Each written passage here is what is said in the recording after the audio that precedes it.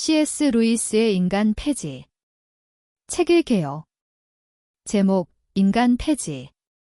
저자, C.S. 루이스.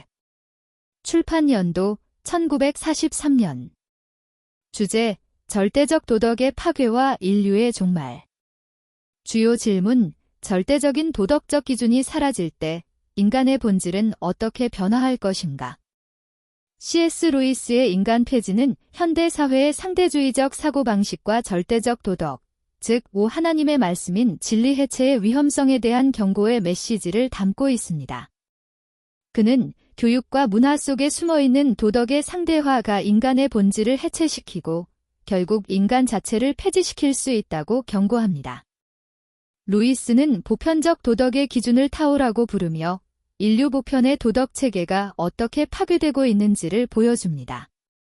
그는 인간이 자연을 정복하려는 과정에서 결국 인간 자신이 폐지될 것이라고 예언합니다. 주요 내용 요약.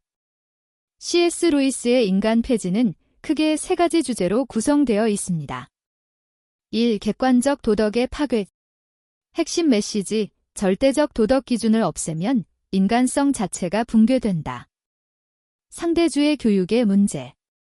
루이스는 당시의 교육이 학생들에게 절대적 도덕과 진리의 개념을 가르치지 않고 모든 것을 상대적으로 보게 만드는 경향이 있다고 지적합니다.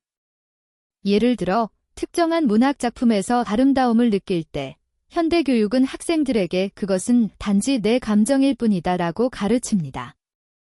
하지만 루이스는 이것이 객관적 가치의 해체를 의미한다고 경고합니다. 도덕적 기준의 해체. 고대부터 인류의 모든 문화는 공통된 도덕 원칙을 가지고 있었습니다. 예를 들어 부모를 공경하라, 정직하라, 약한 자를 도와라 같은 보편적 원칙들입니다. 루이스는 이를 타오라고 부르며 이러한 보편적 도덕이 사라지면 인간은 도덕적 나침반을 잃어버린 배처럼 된다고 말합니다. 인간의 자연 정복이 아니라 인간의 자기 정복. 사람들은 과학과 기술을 통해 자연을 정복하려고 합니다.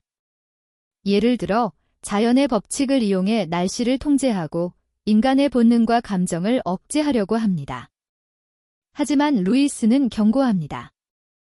자연을 정복하려는 사람들은 결국 자연의 일부로서 자신을 정복당하는 것이다.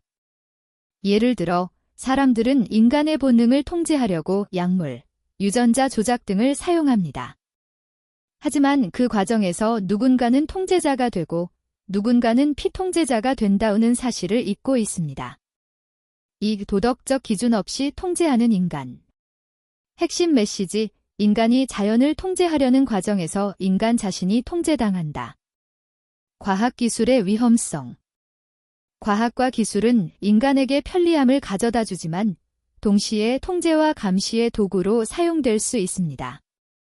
예를 들어 유전자 조작이나 감정 조절 약물 같은 기술은 인간의 본성을 바꾸려는 시도입니다. 루이스는 이렇게 말합니다. 우리가 자연을 지배하려고 할 때 그 자연의 일부인 우리 자신도 지배받는 위치에 놓인다. 통제자와 피통제자의 분리. 새로운 세대의 인간은 통제와 조작의 대상으로 전락할 것입니다. 예를 들어 과학기술을 통해 인간의 감정, 본능, 사고 패턴을 조작할 수 있다면 미래의 사람들은 자신의 자유의지로부터 분리된 존재가 됩니다. 과거의 철학자들은 인간을 이성적 존재로 봤지만 미래의 인간은 단순한 기계의 부품처럼 취급될 것이라고 경고합니다. 3. 결국 인간은 스스로를 폐지할 것이다. 핵심 메시지, 절대적 도덕 기준이 사라지면 인간은 스스로를 파괴하게 된다. 인간의 자율성의 붕괴. 인류는 자신이 자유롭고 자율적인 존재라고 생각합니다. 그러나 루이스는 도덕적 기준이 해체되면 인간은 더 이상 자율적이지 않게 된다고 말합니다. 인간의 본능과 욕구는 자연의 본능에 의해 조종당하는 것이 되며 결국 그들은 자유의지를 상실하게 됩니다. 인간 폐지의 의미. 인간 폐지란 인간의 본질이 바뀌고 인간이 더 이상 인간답지 않은 존재로 전락하는 상태를 의미합니다.